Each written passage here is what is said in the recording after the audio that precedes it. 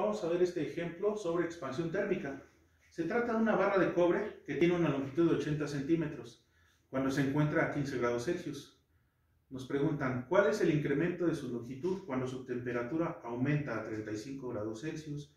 Entonces vamos a ver cuáles son los elementos con los que contamos. Bueno, para empezar, cuando estamos hablando de expansión térmica, tenemos una fórmula y nos dice que delta L es igual a, si es una expansión, ¿de qué tipo? En este caso es una expansión lineal, por lo tanto es alfa. ¿Por qué? Por la longitud inicial, por delta T. Recordemos que aquí delta L es longitud final menos longitud inicial. Es igual a alfa por L inicial, y delta T pues sería temperatura final menos temperatura inicial. Esto significan las deltas, los cambios de temperatura. Bueno, entonces de acuerdo a ello nos está pidiendo que cuál es el incremento de su longitud. No nos dice cuál es su longitud final. Entonces el incremento de longitud es esta delta L, y delta L dijimos que era igual a alfa por L0 por delta T.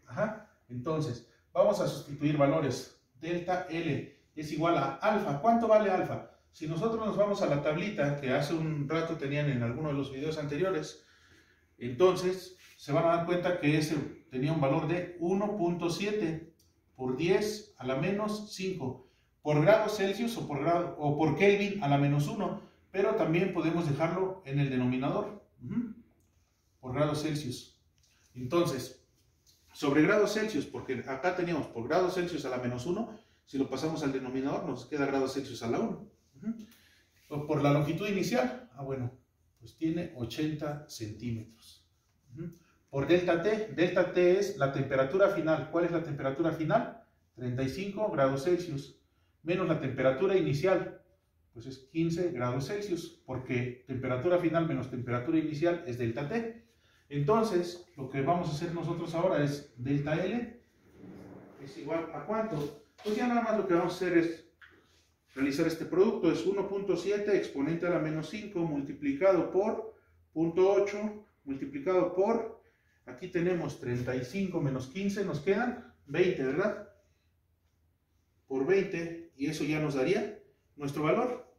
Miren, entonces aquí, bueno, voy a dejar este otro paso para que vayamos viendo cómo nos va dando cada valor.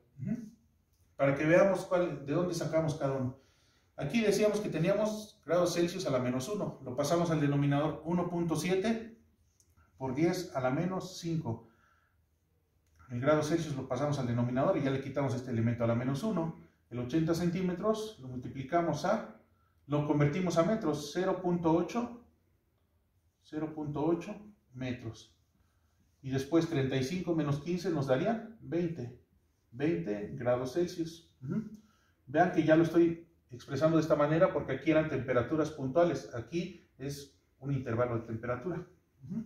Entonces, delta L es igual a, y esto nos da de 2.72 por 10 a la menos 4. Entonces, grados Celsius sobre grados Celsius se simplifican y me quedan metros, que son las unidades de longitud en el sistema internacional. Ahora bien, vamos a entender qué es lo que nos preguntaron. Nos dijeron, ¿cuál es el incremento de su longitud cuando su temperatura aumenta a 35 grados Celsius? Si nos hubieran dicho, ¿cuál es la longitud final? Entonces, ¿qué es lo que hubiéramos tenido que hacer? Hubiéramos tenido que agregarle a estos 80 centímetros los 2.72 por 10 a la menos 4 metros. Para que eso me diera la temperatura final. Ahorita lo único que tuvimos, vean, teníamos una longitud de 80 centímetros.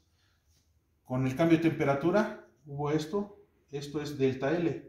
Esto fue el cambio en la longitud. Si me hubieran pedido longitud final, entonces hubiera tenido que sumar L inicial más delta L. Y esto me hubiera dado ya la longitud final. Bueno, nos vemos en el siguiente ejemplo. Gracias.